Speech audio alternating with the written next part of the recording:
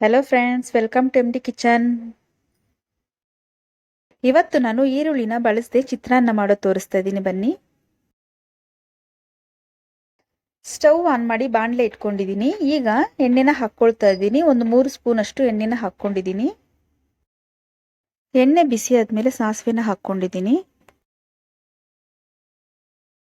ಸಾಸಿವೆ ಸಿಡಿದ್ಮೇಲೆ ಸ್ವಲ್ಪ ಜೀರಿಗೆನ ಹಾಕ್ಕೊಳ್ತಾ ಇದ್ದೀನಿ. 2 ಟೇಬಲ್ ಸ್ಪೂನ್ ಅಷ್ಟು ಕಡಲೆ ಬೀಜನ ಹಾಕ್ಕೊಳ್ತಾ ಇದ್ದೀನಿ. 1.5 ಸ್ಪೂನ್ ಅಷ್ಟು ಕಡಲೆಬೇಳೆ ಉದ್ದಿನಬೇಳೆನ ಹಾಕ್ಕೊಂಡಿದ್ದೀನಿ.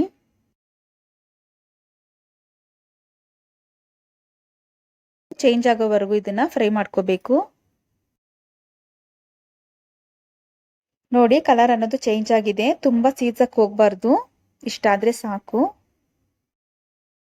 4ರಿಂದ 5 ಹಸಿರು ಮೆಣಸಿನ್ಕಾಯಿನ ಕಟ್ ಮಾಡಿ ಹಾಕ್ಕೊಂಡಿದ್ದೀನಿ ಉದ್ದಕ್ಕೆ. ಮತ್ತೆ ಸ್ವಲ್ಪ ಕರಿಬೇವಿನ ಸೊಪ್ಪನ್ನು ಹಾಕ್ಕೊಂಡಿದ್ದೀನಿ. ನಾನಿಲ್ಲಿ ಈರುಳ್ಳಿನ ಯೂಸ್ ಮಾಡ್ತಾ ಇಲ್ಲ. ನಿಮ್ಗೇನಾದ್ರೂ ಬೇಕಾದ್ರೆ ಈ ಸ್ಟೇಜಲ್ಲಿ ಈರುಳ್ಳಿನ ಹಾಕ್ಕೋಬಹುದು. 1/4 ಟೀ ಸ್ಪೂನ್ ಅಷ್ಟು ಅರಿಶಿನ ಪುಡಿನ ಹಾಕ್ಕೊಳ್ತಾ ಇದ್ದೀನಿ. ರುಚಿಗೆ ತಕ್ಕಷ್ಟು ಉಪ್ಪನ್ನ ಸೇರಿಸ್ಕೊಂಡಿದ್ದೀನಿ. ಉಪ್ಪು ಮತ್ತೆ ಅರಿಶಿನ ಹಾಕಿದ್ಮೇಲೆ ಚೆನ್ನಾಗಿ ಮಿಕ್ಸ್ ಮಾಡ್ಕೊಳ್ಳಿ. ಸ್ವಲ್ಪ ಕೊತ್ತಂಬರಿ ಸೊಪ್ಪನ್ನ ಕಟ್ ಮಾಡಿ ಹಾಕ್ಕೊಂಡಿದ್ದೀನಿ.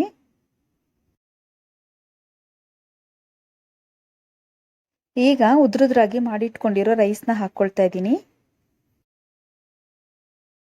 ಎಲ್ಲ ರೈಸ್ನ ಹಾಕಿದ್ಮೇಲೆ ಈಗ ನಿಂಬೆಹಣ್ಣಿನ ರಸನ ಹಾಕ್ಕೊಳ್ಳೋಣ.